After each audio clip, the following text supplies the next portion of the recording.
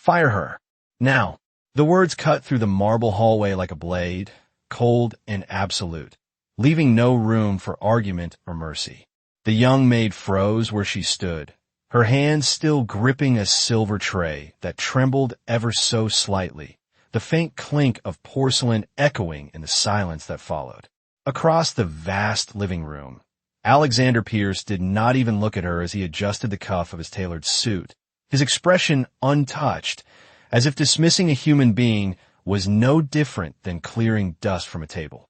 Outside the floor-to-ceiling windows, the Los Angeles skyline shimmered under the late afternoon sun, but inside the mansion, the air felt frozen, heavy with something unspoken.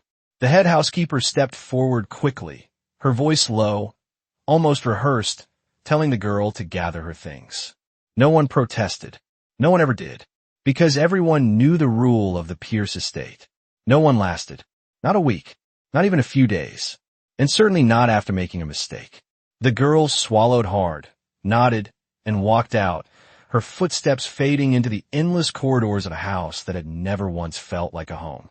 Alexander remained where he was, unmoved, untouched, as if the silence that followed was exactly how he preferred it.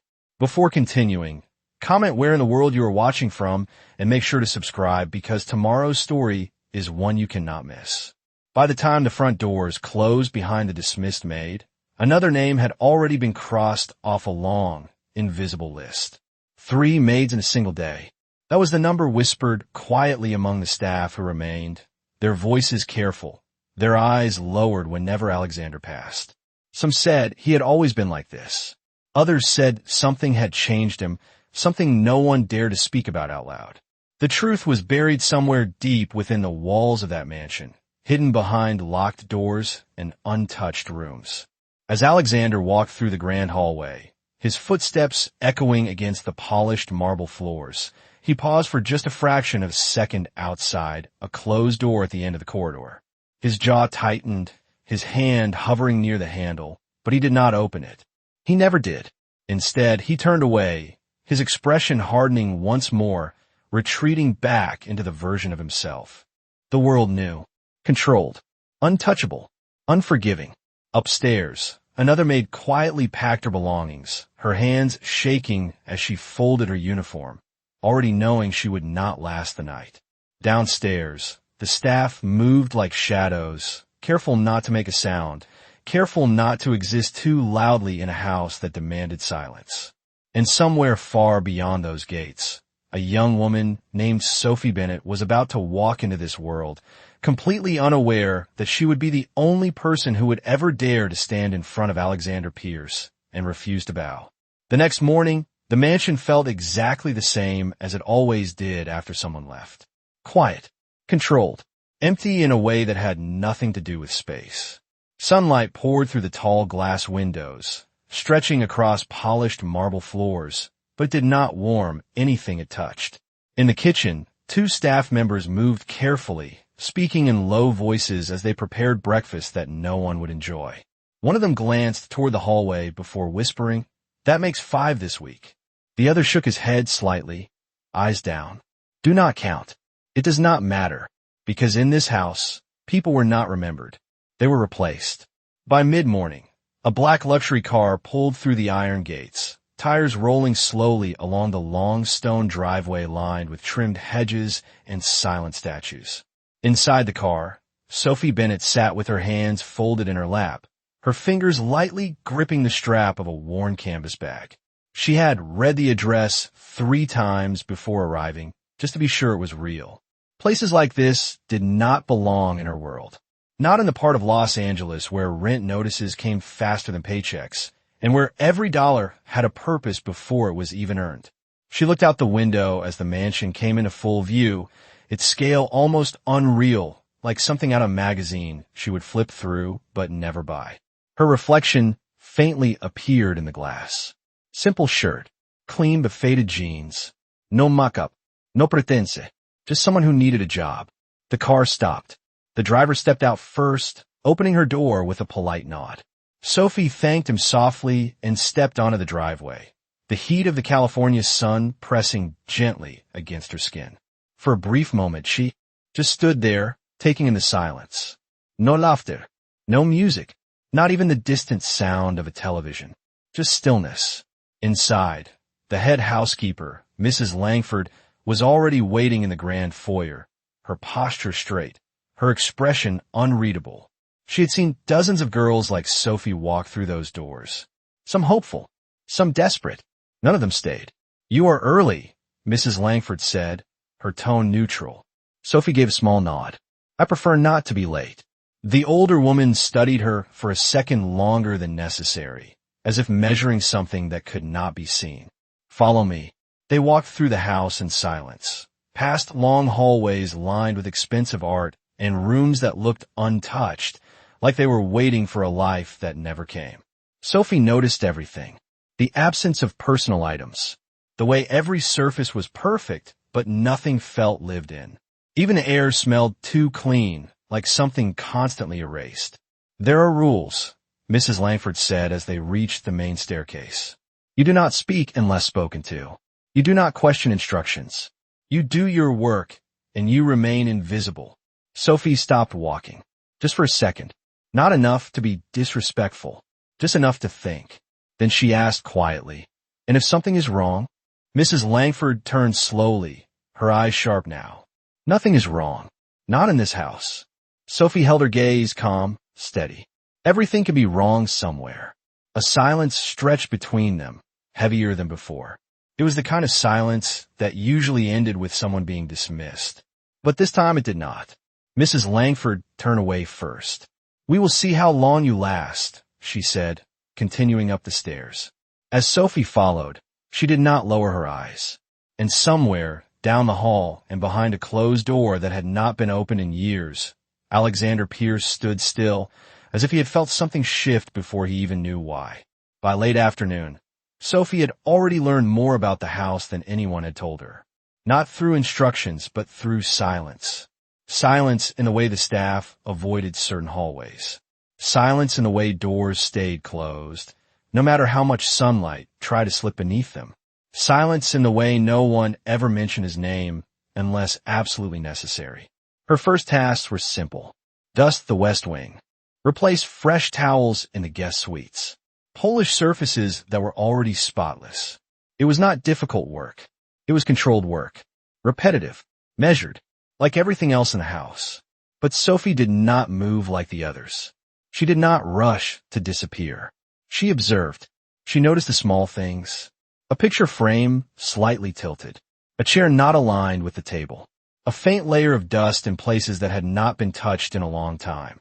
It was during one of these quiet moments that she found herself standing in front of a large window at the end of a hallway that overlooked the garden. The light there felt different. Softer. Almost human. She paused, just for a breath, letting the warmth settle against her skin. Then she saw it. A piano, tucked into the corner of a room, just beyond the glass doors. It was covered, not with a cloth, but with neglect. The kind that builds slowly over years. Without thinking too much about it, she stepped inside. The air in the room felt heavier, like it had been holding something for a very long time. Sophie walked toward the piano, her footsteps quiet against the wooden floor. She reached out, her fingers brushing lightly across the surface, leaving a clean line through the thin layer of dust. For a moment, she just stood there, her reflection faint in the polished wood. Then she looked around. No photos. No decorations. Just the piano. Alone. Like the rest of the house. She found a soft cloth in her bag, something she always carried, and began to wipe it down gently. Not because she had been told to, not because it was part of her task, but because it felt wrong to leave something like this forgotten. Downstairs, Mrs. Langford noticed the time. "Where is the new girl?" she asked quietly, her voice edged with concern rather than curiosity. One of the staff hesitated before answering. "Upstairs. West Wing." That was enough. Mrs. Langford moved quickly, her steps sharp against the marble floor as she made her way up the staircase. She already knew, and when she reached the doorway, she stopped. Sophie stood by the piano, the late afternoon light falling across her face, her movements calm and deliberate as she wiped away the last traces of dust. It looked different already. Not new. Not perfect. But alive. "What are you doing?" Mrs. Langford asked, her voice low, controlled. Sophie turned, meeting her eyes without fear. "Cleaning," she said simply. "This room is not to be touched," Mrs. Langford replied immediately, her tone tightening. "It has not been used in years." Sophie glanced back at the piano for a brief second, then returned her gaze.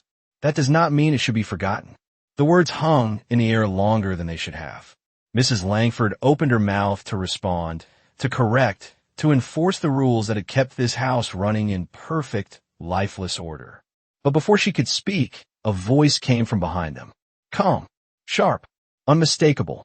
"Who told you to come in here?" The temperature in the room seemed to drop instantly. Sophie did not turn right away, not out of defiance, but out of composure. Then slowly, she faced him.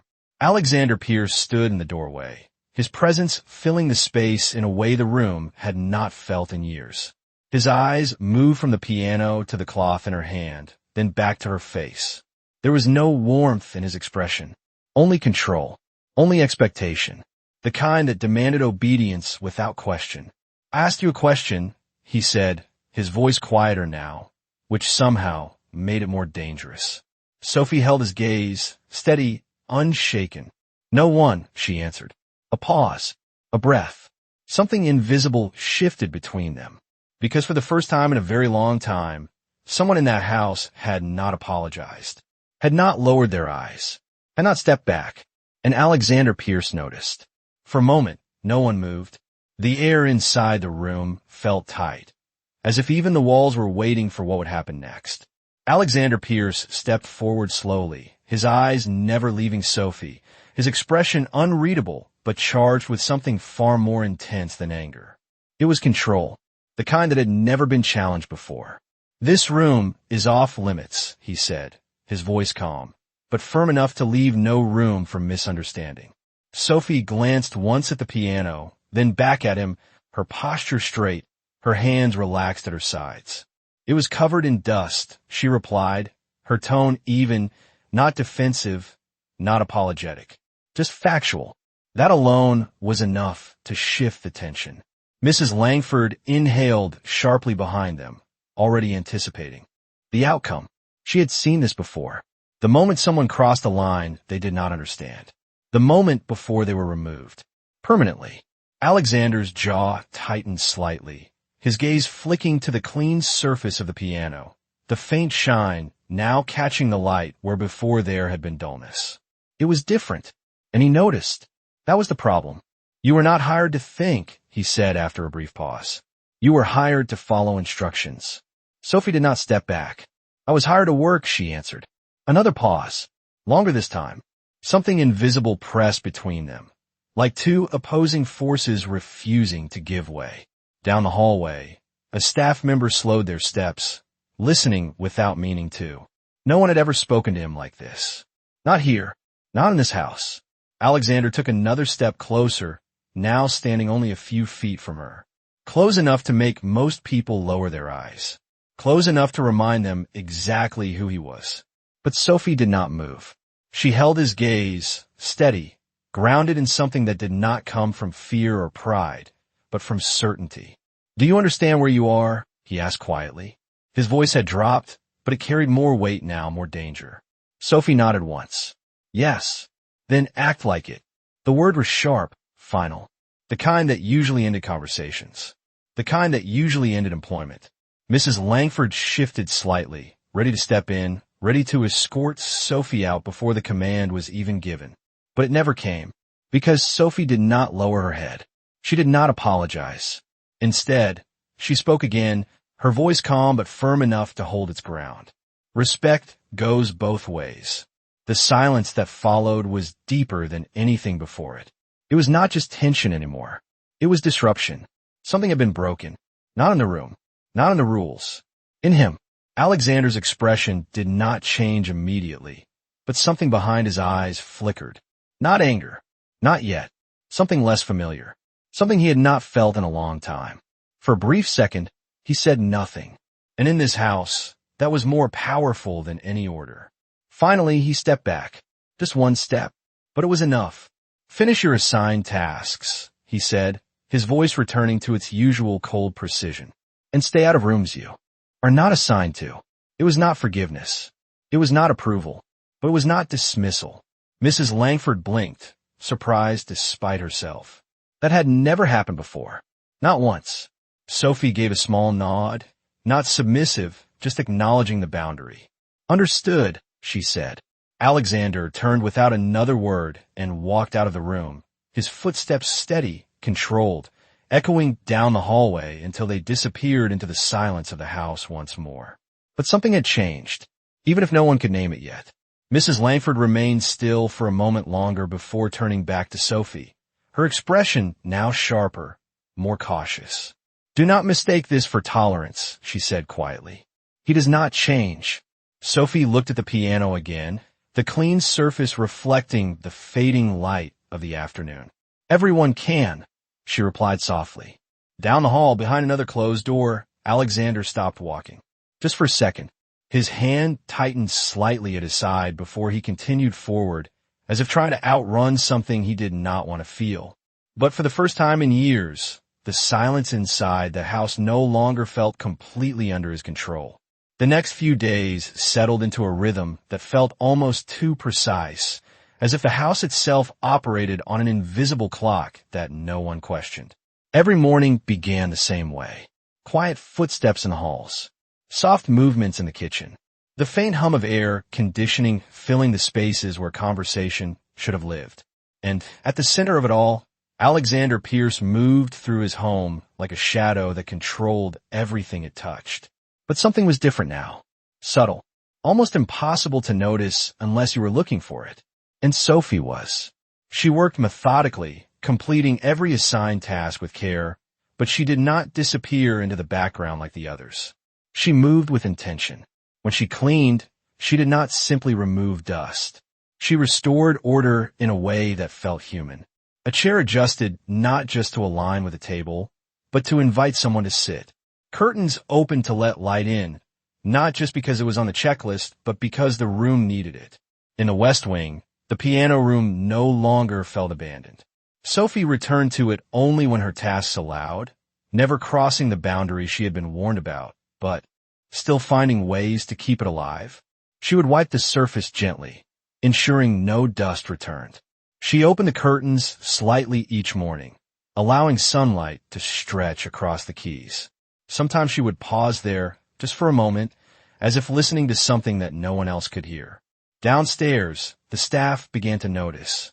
She is still here, one of them whispered quietly during lunch, almost surprised. 3 days, another replied, shaking their head. No one lasts 3 days.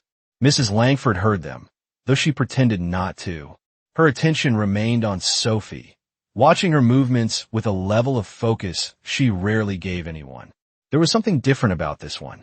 Not reckless, not naive, just steady, and that made her harder to predict.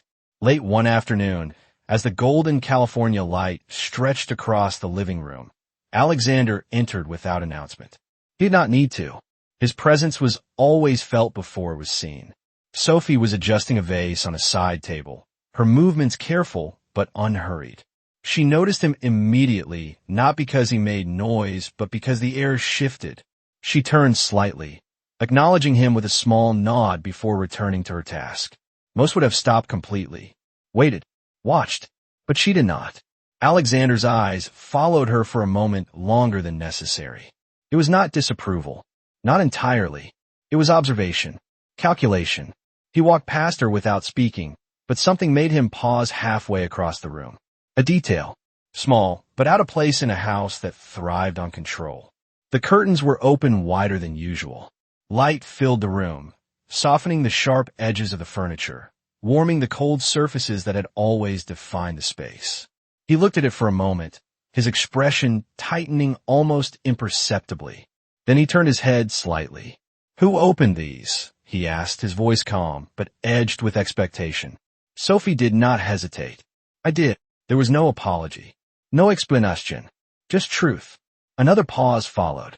Alexander stepped closer to the window, his gaze moving from the light to her face.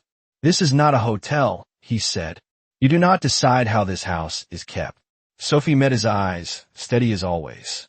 Light does not damage anything, she replied quietly. The answer lingered longer than expected, not because it was defiant, but because it was simple and correct. Alexander's jaw tightened slightly, his gaze shifting back to the window. For a brief second, something flickered again. A memory, perhaps, or a discomfort he could not name. Then, just as quickly, it was gone. Close them, he said. Sophie held his gaze for half a second longer, then walked to the window and gently pulled the curtains halfway closed. Not fully. Enough to comply. Not enough to erase the light completely. Alexander noticed. Of course he did.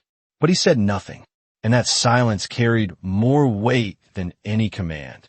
As he turned to leave, his steps slowed just slightly, his eyes drifting once more toward the softened room behind him. It did not feel the same, and for reasons he did not want to understand, he did not correct it. Upstairs, the piano sat quietly in its room, touched by the same light that refused to disappear entirely. And somewhere between control and change, something inside Alexander Pierce had begun to shift, even if he was the only one who refused to see it. It started with something small. It always did. Late in the evening, long after the house had settled into its usual silence, Sophie was finishing her last task in the kitchen when she noticed one of the younger staff members sitting alone near the back entrance. His name was Daniel, a quiet assistant who rarely spoke and moved even more carefully than the others. Tonight, he was not moving at all. His shoulders were slightly hunched, his hand pressed against his side as if holding something in. Sophie paused, watching for a moment, then walked over without hesitation. "Are you all right?" she asked gently. Daniel looked up quickly, startled, as if being noticed was the last thing he expected. "I am fine," he said too quickly. Sophie did not argue. She simply crouched slightly to his level, her voice calm. "You are not." The words were soft but certain. Daniel hesitated, then exhaled slowly, the tension in his face giving way just enough to reveal the truth. "It is nothing," he said again, though his voice lacked conviction. Sophie reached for a small first aid kit stored nearby, opening it with practiced ease. "Sit still," she said. This time he did not protest. As she gently moved his hand aside, she saw the problem. A deep cut along his palm, likely from broken glass earlier in the day. Untreated. Ignored. Just like everything else in this house that was not considered important.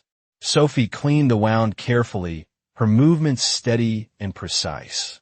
"You should have said something," she murmured. Daniel let out a faint, almost bitter laugh. "And be replaced tomorrow," he replied. Sophie did not respond right away.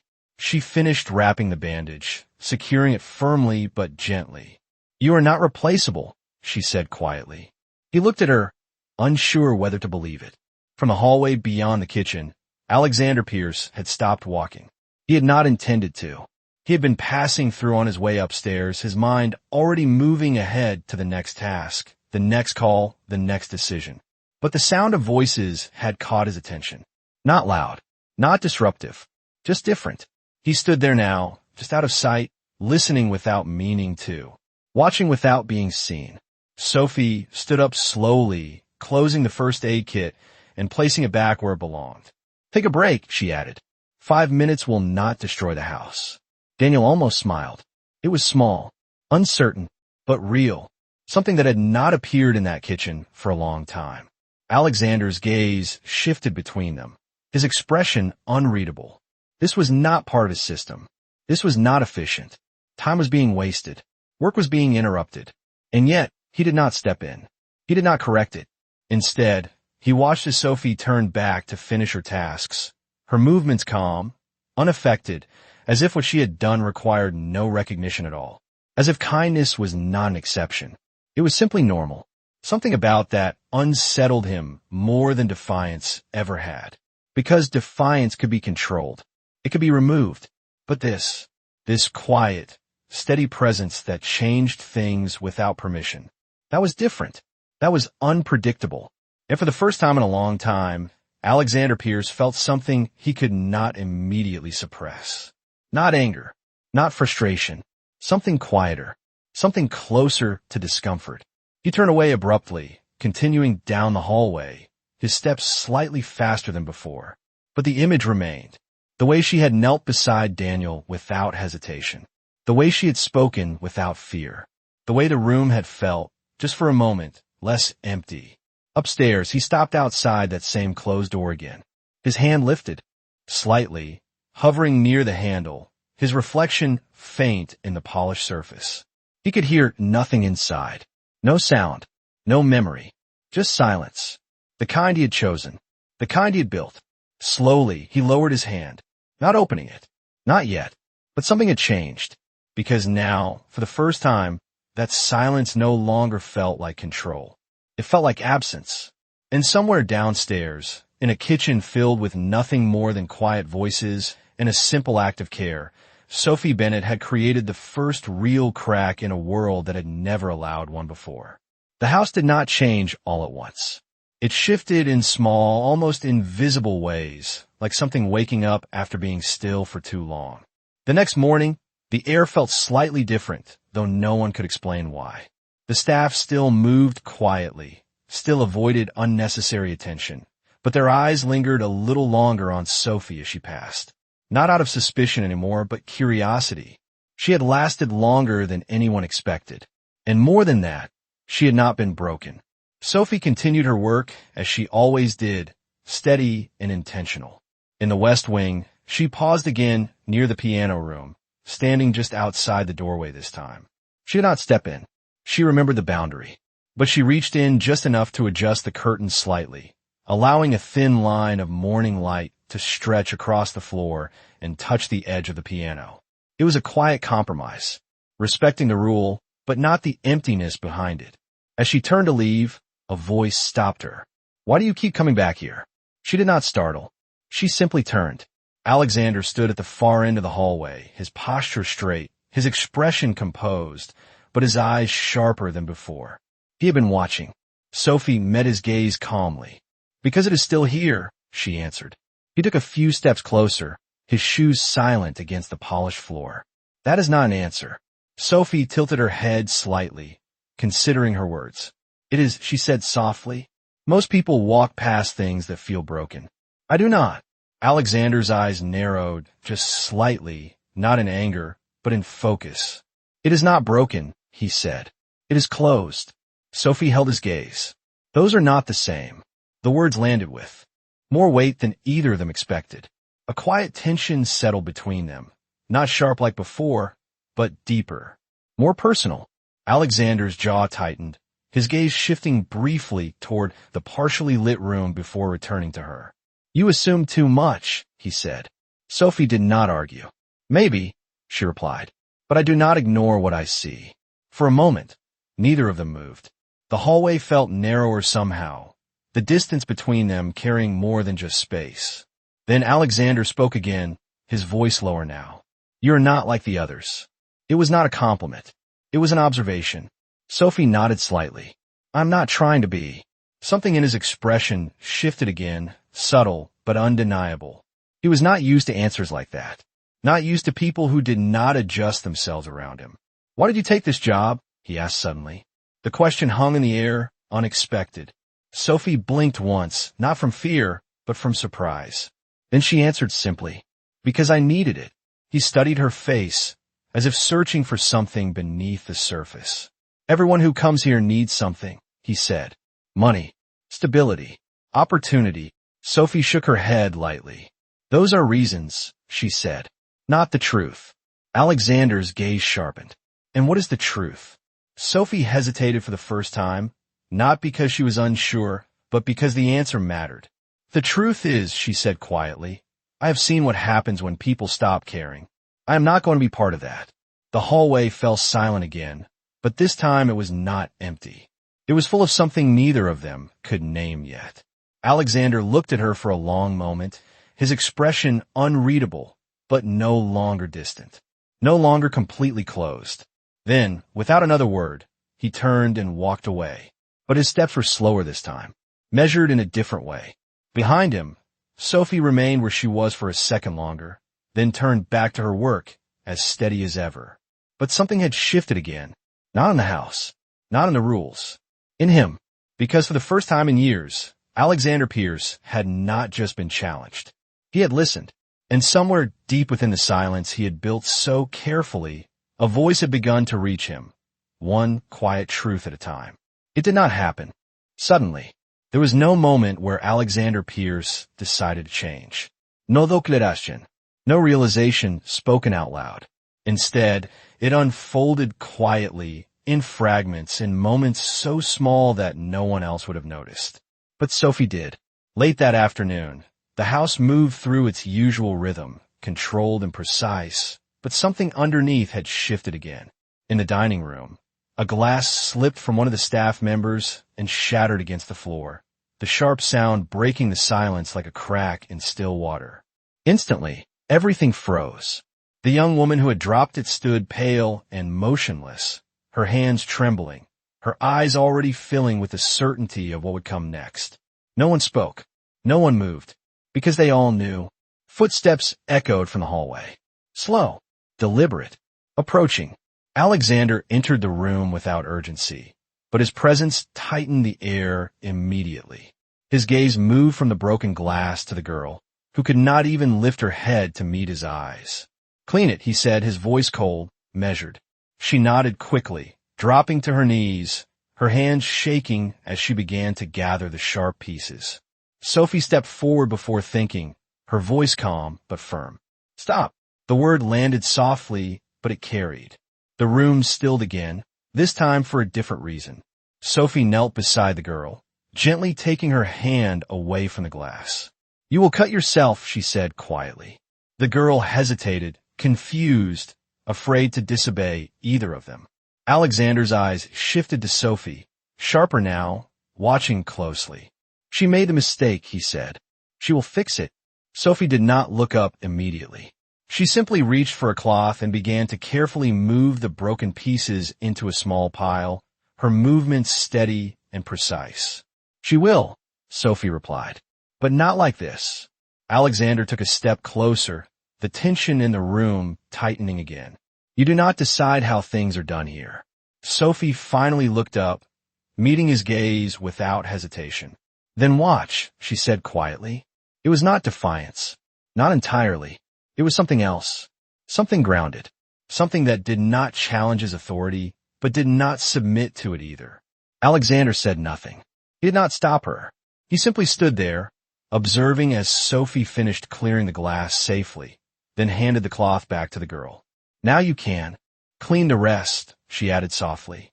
The girl nodded, her hands steadier now, her fear not gone, but reduced. It was a small difference, but it mattered. Alexander's gaze lingered on Sophie longer than before. Not in anger, not in judgment, in recognition, because what she had done had not broken his rule. It had changed it, quietly, without permission, without asking, and for the first time, he did not correct it. The room slowly returned to motion, the staff moving again, though more carefully now, their eyes flickering between Sophie and Alexander, uncertain of what had just happened. But Sophie did not wait for approval. She stood, adjusted the table setting slightly, and continued her work as if nothing unusual had occurred, as if this was normal, as if this was how things should have always been. Alexander turned away eventually, his steps measured as he left the room, but something followed him this time. Not sound, not memory, a feeling, subtle, persistent, uncomfortable. Upstairs, he stopped again outside the closed door. His hand lifted, hovering in the same place it had before, but this time his fingers brushed lightly against the handle. Just enough to feel it, not enough to open it. Not yet. Downstairs, Sophie moved through the house as she always did, restoring small pieces of something no one else had tried to bring back. And without realizing it, she was no longer just working in Alexander Pierce's world. She was changing it. One quiet act at a time. The change did not go unnoticed. In a house where nothing ever shifted without consequence, even the smallest difference could feel like a disruption. And Sophie Bennett had become that disruption. By the next morning, the tension was no longer hidden beneath silence. It moved through the staff in quiet glances, in unfinished sentences, in the careful way conversations stopped the moment she entered a room. Not out of fear of her, but because of what she represented. Something new. Something unpredictable. In the main office on the ground floor, where the air always felt colder than the rest of the house, a man named Victor Hale stood beside a long glass desk, reviewing a tablet filled with financial reports. He was not part of the domestic staff. He was something else. Older. Sharper. A man who had been with Alexander Pierce long before the mansion became what was now. And unlike the others, Victor did not avoid conflict. He managed it, controlled it, used it when necessary. He looked up as Alexander entered, his expression calm but calculating. "You have kept the new girl longer than expected," Victor said, his tone neutral but pointed.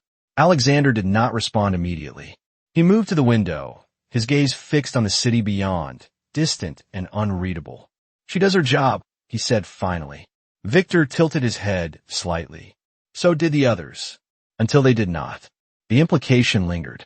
Alexander's jaw tightened almost imperceptibly. "She is different." Victor's eyes sharpened at that. Different can be a liability. Downstairs, Sophie continued her work, unaware of the conversation happening above her, but not unaware of the shift in energy around her. Mrs. Langford watched her more closely now, not with quiet curiosity, but with concern. "You should be careful," she said quietly as they crossed paths near the staircase. Sophie paused. "About what?" Mrs. Langford hesitated for a brief moment, as if choosing her words carefully. "This house does not reward change," she said. Sophie met her gaze, steady as always. "Maybe it should." Upstairs, Victor stepped closer to Alexander, lowering his voice slightly. "You built this place to eliminate variables," he said. "Control creates stability." Alexander remained silent, but his posture stiffened. "And she," Victor continued, "introduces variables." The word hung in the air like a warning. Alexander turned slowly, his expression calm, but colder now. "She is not your concern." Victor held his gaze, unflinching. "Everything that affects you is my concern." A quiet tension settled between them, different from the one Sophie created. This one was older, sharper, rooted in power rather than emotion. "Do not let sentiment interfere with structure," Victor added. "It rarely ends well." Downstairs, Sophie moved into the west wing again, stopping just outside the piano room as she always did. The light was softer today, filtered through partially drawn curtains, casting long shadows across the floor. She stepped inside this time, not fully, just enough to adjust the cloth she had placed over the bench the day before. A small act, almost invisible, but deliberate. As she turned to leave, she felt it. That same shift in the air. She turned slowly. Victor Hale stood in the doorway, his presence quieter than Alexander's, but no less commanding. His eyes moved over the room, then settled on her. "You have been busy," he said, his tone smooth, but edged with something colder beneath. Sophie did not step back. "I'm doing my job." Victor gave a faint, almost amused smile. "No," he said softly. "You are doing more than that." The words were not praise. They were observation, calculation. "This room has remained untouched for a reason," he continued, stepping slightly closer. "Some things are better left alone." Sophie held his gaze. "Some things are better cared for," she replied. Victor studied her for a moment longer, his expression unreadable. Then he nodded slightly, as if confirming something to himself. "We will see," he said quietly. As he turned to leave, his eyes flicked once more toward the piano, now clean, now touched by light, now no longer forgotten. And for the first time, the conflict in that house was no longer silent. It had taken form. Not loud, not explosive, but inevitable, because Sophie Bennett had not just changed the space. She had challenged the system. And Victor Hale was not the kind of man who allowed that to happen without consequence. The shift that had been building finally broke. It did not come with a raised voice or a sudden outburst. It came quietly, deliberately, like everything else in that house. Late in the afternoon, Sophie was called to the main office. That alone was unusual. Staff did not get called there unless something had gone wrong. As she walked down the long hallway, the silence felt heavier than before, like the house itself was holding its breath. When she stepped inside, both Alexander Pierce and Victor Hale were already there.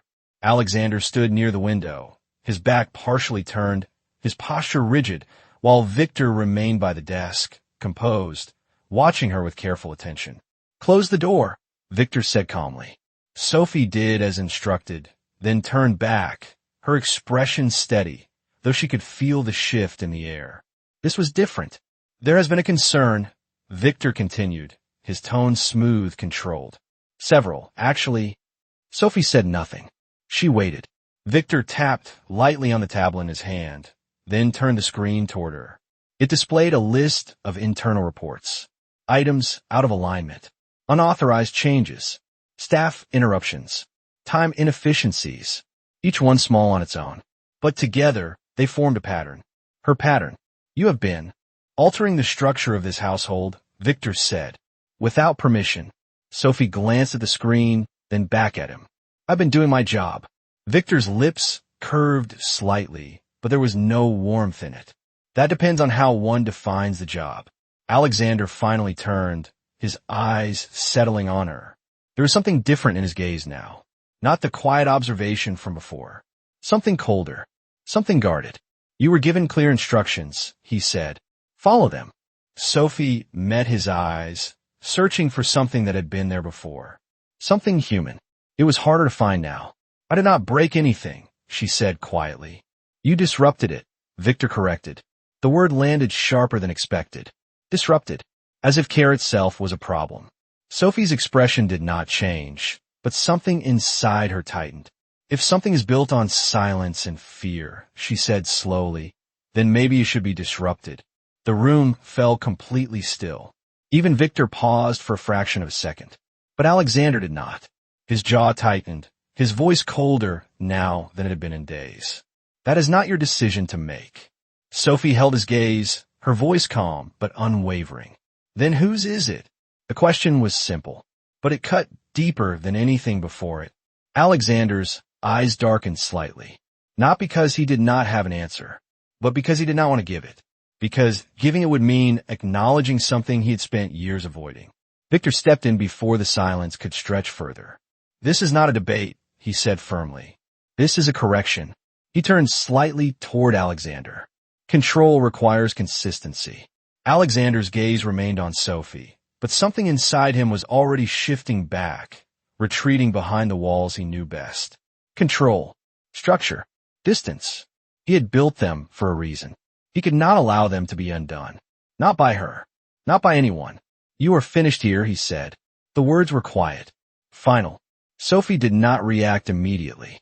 For a moment, she simply stood there, looking at him, as if trying to understand how something that had started to change could return to this so quickly. "You are firing me?" she asked softly. Alexander did not hesitate. "Yes."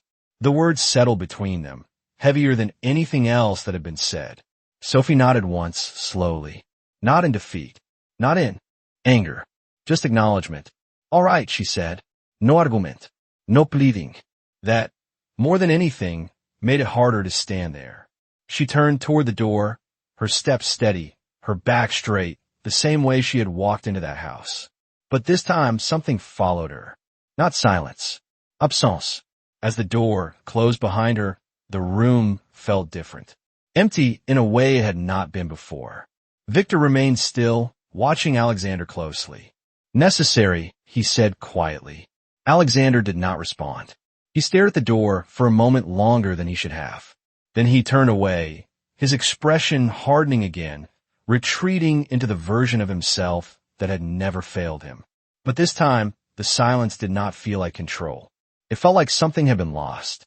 And for the first time, Alexander Pierce could not ignore it. The house returned to silence, but it was not the same silence as before. It was heavier now, as if something essential had been removed and nothing had taken its place. The next morning, the routines continued exactly as they always had. The staff moved quietly. The floors were polished.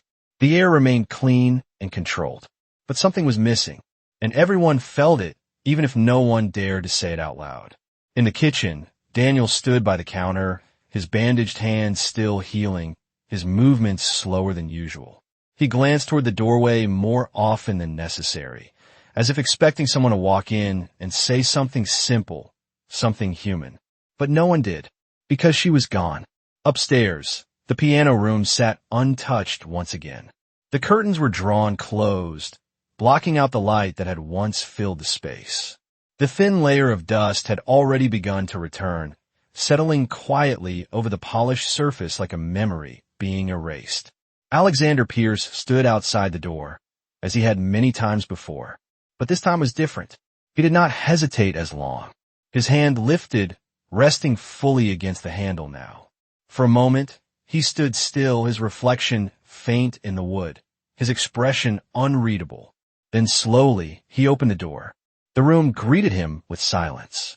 Not the controlled silence he had built, but something deeper, emptier, the absence of something that had briefly existed and was now gone. He stepped inside, his eyes moving across the space, taking in the details he had refused to see before. The piano, no longer shining the way it had just days ago. The curtains closed again, the air still. He walked toward the piano, his hand hovering just above the surface before finally touching it. Dust clung lightly to his fingertips. He paused, staring at it, as if it meant more than it should, as if it confirmed something he did not want to admit. Downstairs, Victor Hale observed everything as he always did. He noticed the slower movements, the quieter staff, the subtle change in the atmosphere. But he said nothing, because to him, this was correction, stability restored. Upstairs, Alexander remained in the room longer than he intended. His hand rested against the edge of the piano, his gaze distant, unfocused. And then, without warning, something shifted. Not outside. Inside, a memory surfaced. Not clear, not complete, just a fragment. A softer version of the same room. Light spilling through open curtains. Music filling the space. A woman's voice, gentle, patient, calling his name in a way that carried warmth instead of expectation. He stepped back abruptly, his jaw tightening as if the memory itself was something to resist. But it did not disappear. It lingered, quiet but persistent. He turned away, moving toward the window, his hand reaching for the curtain. For a moment, he hesitated. Then he pulled it open. Light poured into the room instantly, cutting through the stillness, illuminating the dust, the piano, the space that had once been left behind. Alexander stood there, the sunlight touching his face, his expression shifting in a way no one else could see. Not weakness, not yet, but something closer to awareness. Downstairs, Mrs. Langford paused as she noticed the change above. The light. It had not been there in years. She looked toward the staircase, her expression uncertain. He opened it. One of the staff whispered quietly. No one responded, because no one knew what it meant. In the hallway, Alexander stood alone, the light now stretching beyond the room, reaching into the space he had kept controlled for so long. He exhaled slowly, his hand tightening slightly at his side. For the first time, the structure he had relied on felt incomplete. And for the first time, he understood why. It was not the system that had failed. It was what it had removed. Sophie. Bennett had not broken his world. She had revealed what was missing from it. And now that he had seen it, he could not pretend it was not there. Not anymore. The decision did not come easily. It was not a sudden realization or a moment of dramatic clarity. It was built slowly, piece by piece, from everything Alexander Pierce had tried to ignore. The light in the piano room remained, stretching across the floor long after he had opened the curtains. It did not disappear when he left. It stayed, quiet and persistent, like a reminder he could not escape. That night, he did not return to his office. He did not review reports or answer calls. Instead, he walked through the house without direction, his steps slower than usual, his mind no longer moving with the precision that had defined him for years. Everywhere he looked, he saw it. Not what was there, but what was missing. The staff moved, but without ease. The rooms were clean, but without warmth. The structure remained intact, but it no longer felt complete. And for the first time, he understood that control had not created strength. It had created distance. He stopped in the kitchen, where Daniel was quietly finishing his work. The young man froze when he saw him, his posture stiffening immediately, his eyes dropping in the same reflex everyone had learned. Alexander watched him for a moment, noticing the bandage still wrapped around his hand. Something about it lingered. "How was your hand?" Alexander asked. The question was simple, but did not belong in this house. Daniel looked up, confused, unsure if he had heard correctly. "It is healing," he said carefully. Alexander nodded once. "Good." He turned to leave, but paused. "Take the rest of the evening off." Daniel blinked, stunned. "Sir," he started, unsure how to respond. But Alexander was already walking away. It was a small act, almost insignificant, but it changed something, because for the first time his authority had not been used to control. It had been used to allow. Upstairs, Victor Hale stood in the hallway, watching everything with quiet precision. He had noticed the open curtains, the change in routine, the shift in tone, and now this. "You are altering your own system," Victor said as Alexander approached. His voice was calm, but edged with warning. Alexander did not stop walking. It needed to be altered. Victor's expression hardened slightly. "Systems exist for a reason." Alexander turned then, meeting his gaze directly. "So do people." The words were simple, but they carried more weight than anything he had said before. Victor held his stare for a moment longer, then spoke quietly. "You are allowing emotion to interfere with efficiency." Alexander's jaw tightened, but this time he did not retreat.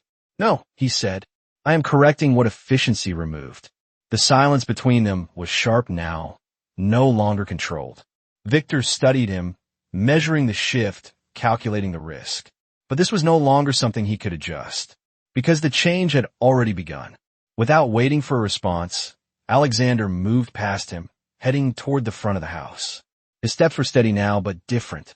Not driven by control, driven by something else. Decision. Outside, the evening air was cooler, the city lights beginning to glow in the distance. He did not hesitate as he walked toward his car, his mind no longer divided.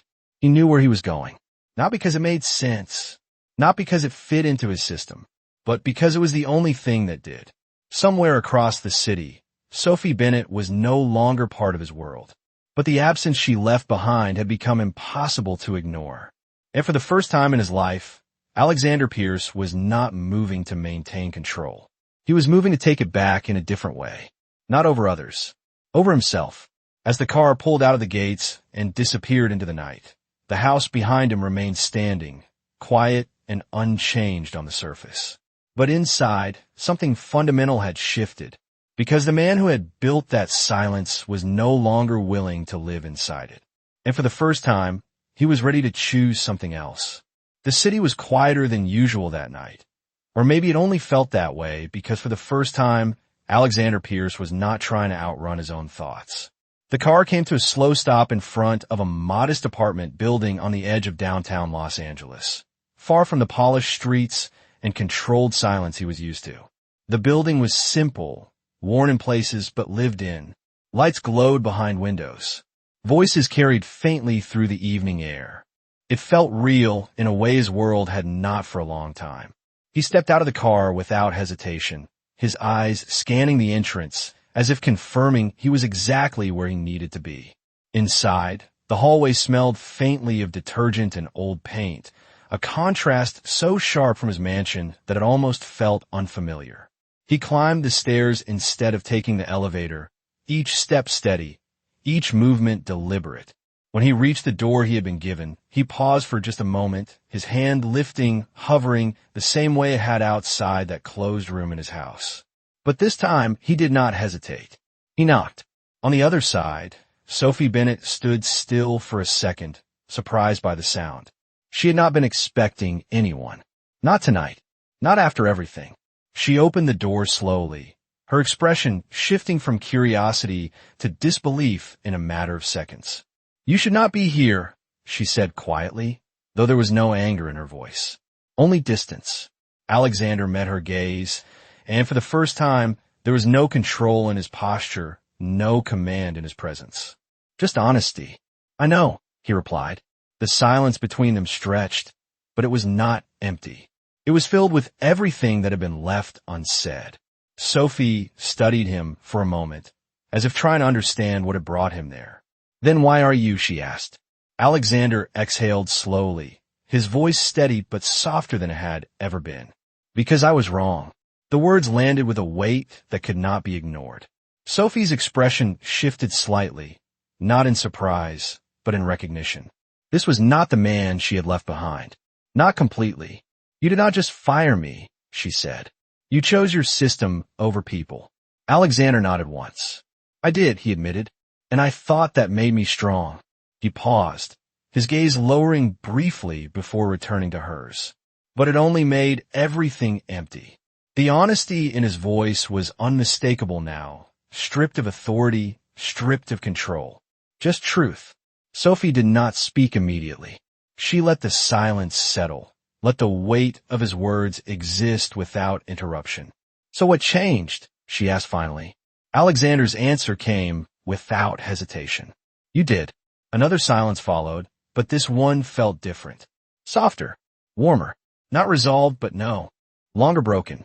I cannot undo what I did, he continued, but I can choose differently now. Sophie held his gaze, searching for any trace of the man who had dismissed her so easily.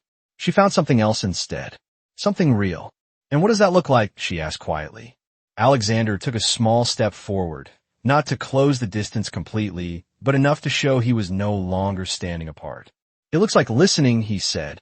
It looks like letting people matter. He paused, his voice steady. It looks like asking you to come back, not as someone who follows orders, as someone who changes things. The words were not a command. They were an invitation, a choice. Sophie looked at him for a long moment, the quiet of the hallway wrapping around them.